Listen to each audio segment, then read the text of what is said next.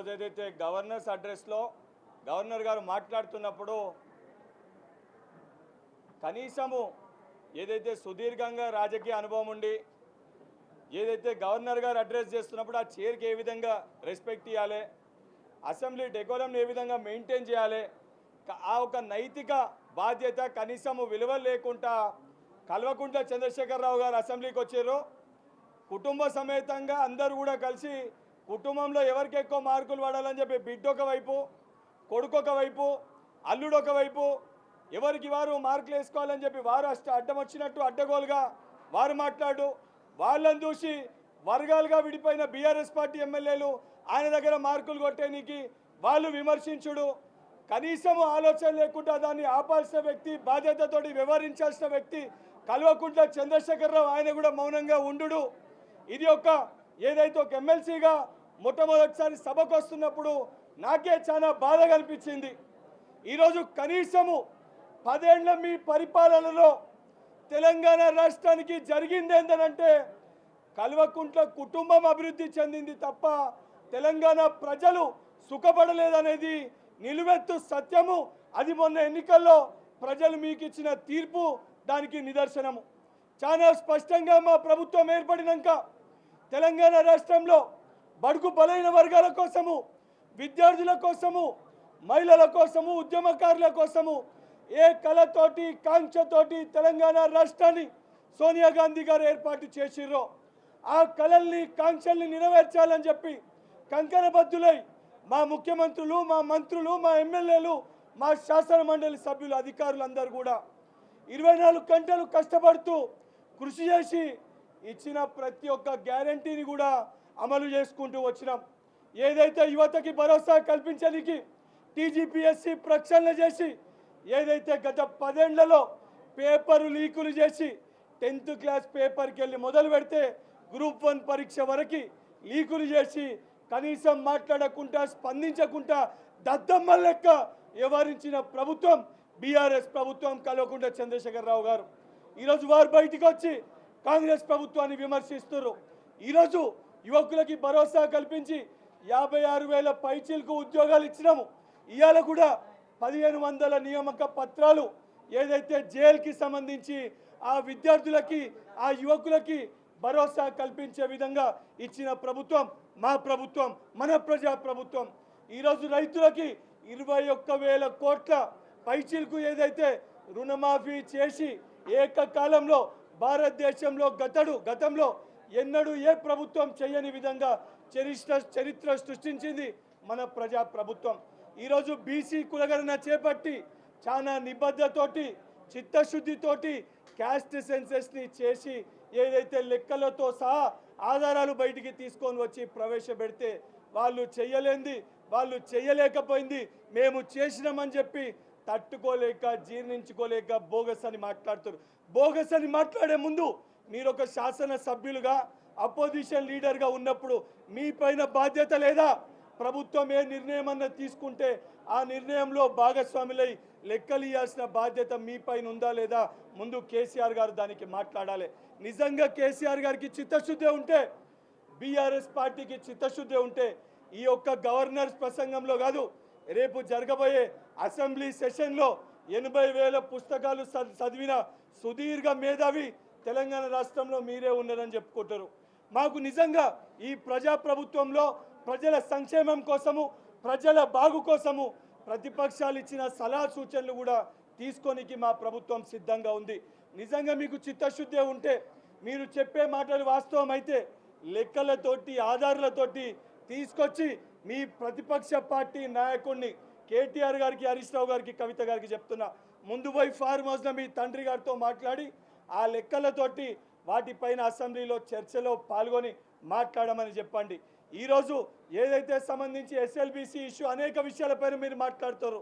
అరే యువకులు paper leakage అయి టీజీపీఎస్సీలా యువకులు ఆందోళన చేస్తే, ఆందోళన చెందుతుంటే, ఆత్మహత్యలు చేసుకుంటే ఆ ఆత్మహత్యల్ని కూడా తప్పుడుగా చిత్రీకరించిన ఒక వ్యవస్థ మీ ప్రభుత్వంలో ఉన్నప్పుడు నడిచింది.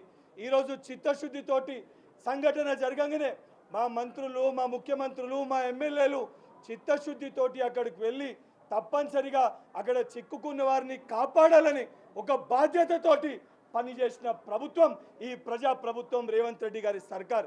ఇవన్నీ కూడా తెలిసి కూడా ఉద్దేశపూర్వకంగా ఒక సంవత్సరం కూడా ప్రతిపక్షంలో కూసోలేక మీరు చేసిన దొంగతనాలు ఎక్కడ బయటపడతాయి, మీ కుటుంబం ఎక్కడ కటకటాల్లోకి వెళ్ళాల్సి వస్తుందని మీ పార్టీలో గెలిచిన ఎమ్మెల్యేలని కూడా ప్రజల సమస్యలపైన మాట్లాడకుండా మీ కుటుంబాన్ని కాపాడుకోనికి వినియోగించుకుంటారని చాలా స్పష్టంగా కనబడుతుంది. నిజంగా కేటీఆర్ గారికి నేను మీడియా ద్వారా సూటిగా ఒక సవాల్ విశ్వదలుచుకున్నా. నిజంగా మీకు చిత్తశుద్ధి ఉంటే మీ 10 ఏళ్ల మీ పరిపాలనలో మీరు ఏం చేసిర్రో మీరు చర్చకి రండి. మా 15 నెలల పరిపాలనలో మా ప్రభుత్వం ఏం చేసిందో మేము చెప్తాం. మీరు ఈరోజు మా హామీలు మా గ్యారంటీల గురించి మాట్లాడుతున్నారు. మీ మేనిఫెస్టోలో ఒక హామీ ఉండే, ఒక గ్యారంటీ ఉండే, దానికి ఎటువంటి డబ్బు అవసరం లేకుండే, దానికి రూపాయి ఖర్చు లేకుంటే ఇచ్చే హామీ ఒకటి ఉండే. అది దళితుని ముఖ్యమంత్రి చేస్తా అని చెప్పి మీరు మాట్లాడారు. మీరు ఎందుకు చేయలేకపోయినరు? చేయకపోతే తల నరుక్కుంటాను నువ్వు మాట్లాడినావు. ముందు వాస్తవానికి తెలంగాణ రాష్ట్రంలో ఉన్న దళిత సోదరులకి దానిపైన సమాధానం చెప్పి దాని తర్వాత మీ తండ్రి గారు కానీ నువ్వు మాట్లాడాలని చెప్పి కేటీఆర్ గారికి సూచిస్తున్నా.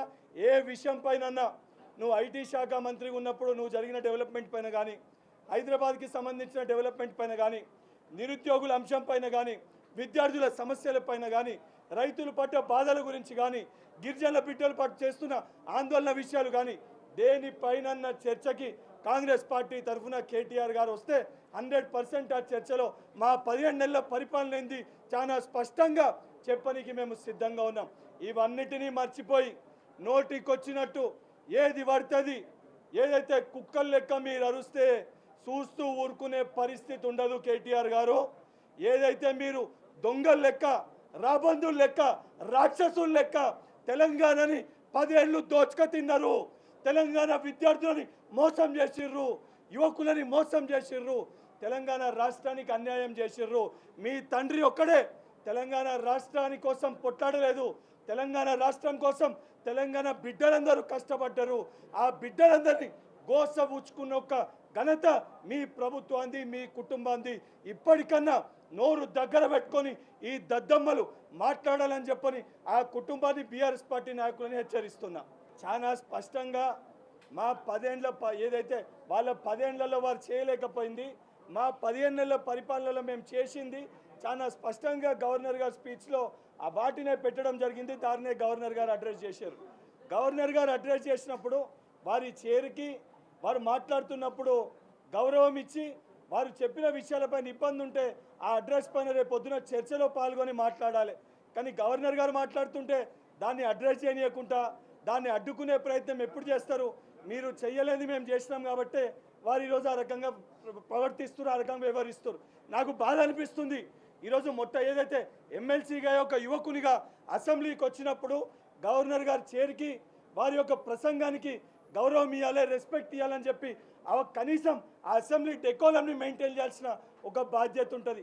ఆ బాధ్యతతోటి వ్యవహరించిన కుటుంబ సమేతంగా వచ్చి 10 మందిని ఒక్క దగ్గర పెట్టుకొని కొడుకొక కాడ, అల్లుడో కాడ, బిడ్డో కాడ కూర్చొని మీరు గట్టి కొర్రు అంటే మీరు గట్టి కొర్రురి, మీ తండ్రి కాడ మార్కులు కొట్టాలంటే బయటికి కొర్రుకోర్రి.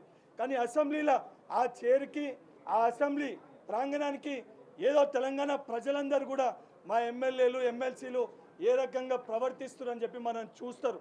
సో ఆ ప్రజలకి జవాబుదారీతనంగా ఉండే విధంగా వివరించాలని చెప్పి చిన్నవాడినైనా కూడా ఆ నైతిక విలువలు, బాధ్యతలు నా పార్టీ నాకు నేర్పింది కాబట్టి ఆ విధానంతో వాళ్ళకు కూడా మీ ద్వారా సలహా సూచనలు ఇవ్వదలుచుకున్నా.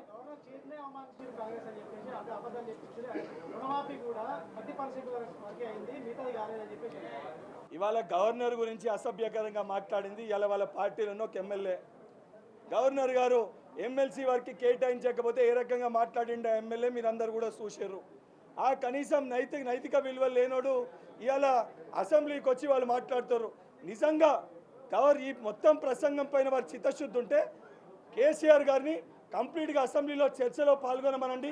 ప్రతి ఒక్క దానికి సమాధానం చెప్పడానికి మా ప్రజాప్రభుత్వం మేము సిద్ధంగా ఉన్నాం.